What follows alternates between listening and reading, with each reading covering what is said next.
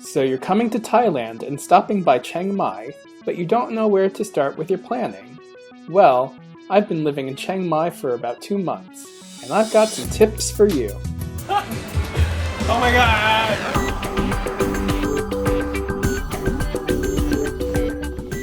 Hi, my name is JP. I'm in Chiang Mai, Thailand, and I'm traveling the world. And truly today, I am traveling the world because I'm leaving Chiang Mai. I've lived here for 2 months now, and literally I'm in my last few hours before I head to my next destination, which is going to be Bangkok. Chiang Mai is the second biggest city in Thailand and the largest city in northern Thailand, and there's so many things to do. So if you're coming here for as long as I've been here, or if you're just coming for a few days, here are 10 of my recommendations for you to pursue. And I don't have that much time because I gotta go, I gotta leave. I need to finish packing and cleaning up this stuff. So we're just gonna go through it really quickly. First off, if you're planning your trip around November, around Thanksgiving, you might want to consider the PENG festival. So this was truly a beautiful event, the thing that I planned my entire trip around, and it was well worth it. To see all these floating lanterns go up into the sky all at once, not only is it just visually stunning, but Chiang Mai is really truly alive during that time. There's so many people coming in from all over the world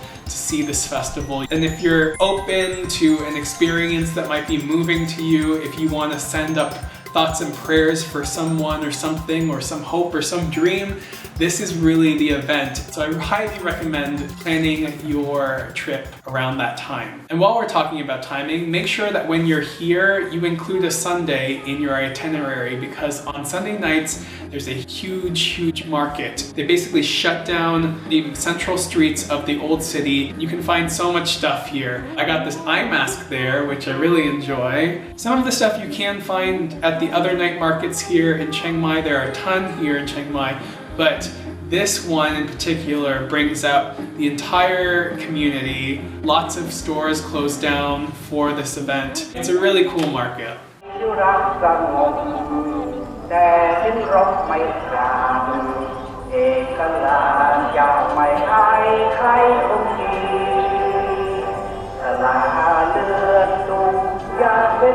Now, if you're looking for a good show to go to while you're in Chiang Mai, look no further than the Cabaret Show in Anusarn Market, which is a drag show that's just incredible. I actually got to go with some friends who knew some of the girls who were performing, and it was just so much fun. Since my friends knew the performers, they were able to arrange some surprise for me where they basically had me go up onto the stage and they stripped me and tag team lap danced me, and yeah.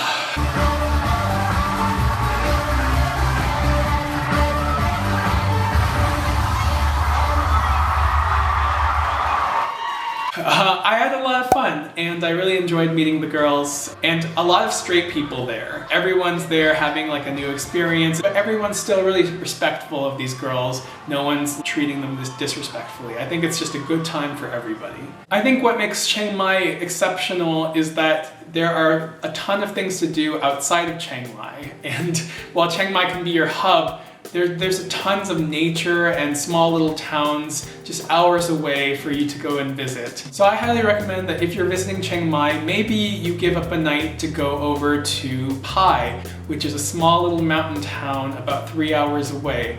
Now the trip there is super windy. You're in a minivan and you're going up all these switchbacks to get there. So it's not for the faint of heart, but when you get there, it's beautiful. I highly recommend renting a scooter, going around to all the different sites. Just a warning, I'm not saying that you're gonna be totally safe up there, because there's tons of tourists who go up there and injure themselves because they think they can go do it. There's a lot to see in Pai, the canyon, the temple on the hill, and it would make for a good overnight trip, if not a few days. Now, if you don't have that much time to go visit an entirely new town, I would recommend going over to Mon Jam Hill Village. This place is kind of out of the way. It's definitely a road trip, but when you get there, it's really kind of cool. So it's basically like this tourist destination that kind of is like a replica of a mountain village. The premise of it is dumb, but there are incredible views all around this village, and this makes for a good place to take photos, but it's also a good place to just be inspired by nature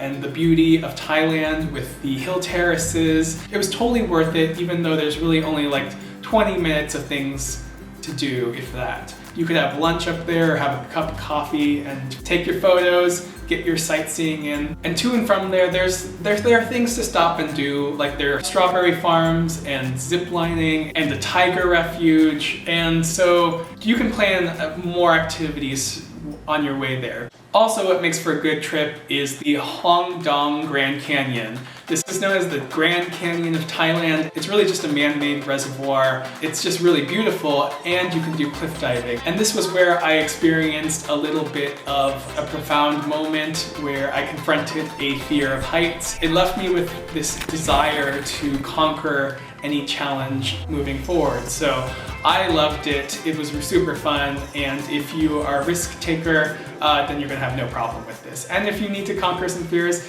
go for it, because it's just fun. Bringing it back to the main city, there's a ton of things to do in the old city, but I would recommend branching out from there. There's a really cool neighborhood called Nimmanhaemon, and this place is where all the university students hang out. So there are a ton of really cool restaurants and bars, and lots of different little cafes for you to slip into.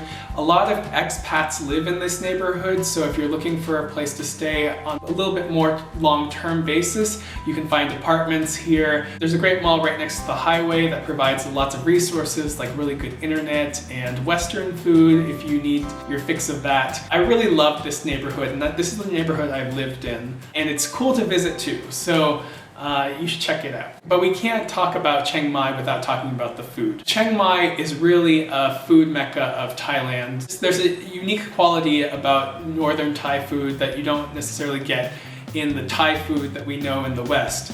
And so if you are coming to Chiang Mai, you definitely have to sit down and have a bowl of khao soi, because it's delicious. It's something that you could eat a lot of. My favorite khao soi place is Khao Soi Kun Yai, which means grandma's khao soi, and it's right on the northern part of the old city, and you'll love it. Now, if you walk around the streets of Chiang Mai, you'll really notice a high density of temples. Temples are everywhere, and especially if your trip takes you to a massive temple complex first, like Angkor Wat or Bagan, I bet you anything you would be templed out. But I would highly recommend, if you're going to do at least one temple, is to go up to the mountain SUTHEP. There is a temple up there that has fantastic views of Chiang Mai, and the chedi, or the stupa, is really, really magical and tucked away within the temple. So there's like this very dramatic reveal of it, and it's very, very special. It's very overhyped and it has a lot of tourists going there.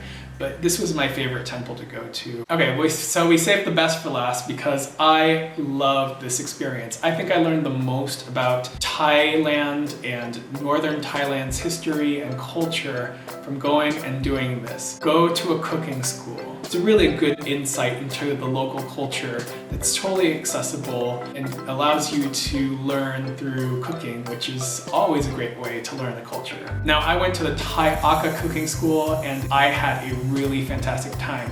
And I'm very biased towards that school. It has a really cool concept. It represents an ethnicity that you don't hear a lot about. But there are plenty of cooking schools in Chiang Mai for you to do with varying prices and different kinds of philosophies. So I would recommend doing a little bit of research before you get here if you want to do a cooking school to really pick the right one that suits your interests. So those are my 10 favorite things to do in Chiang Mai. Maybe you can choose a few of those for a couple of days, or you could probably get them all in maybe like a 2-week trip. One thing that I did leave out, because I didn't even have a chance to do this, was go to visit elephants. Yes, I know Chiang Mai, elephants, that's the symbol of the city, I get it. But I didn't have the opportunity to go this time, and that's okay because this gives me an excuse to come back here and see something new. My friends who have gone say it's a tremendous experience, especially if you go to the more ethical ones where you're not riding them. So anyway, let me know in the comments down below if you visited Chiang Mai and if there's something that I'm missing that you really enjoyed,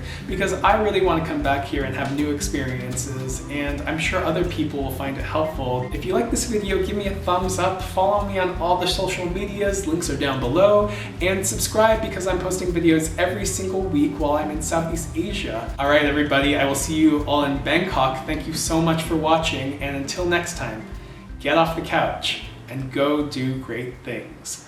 Bye!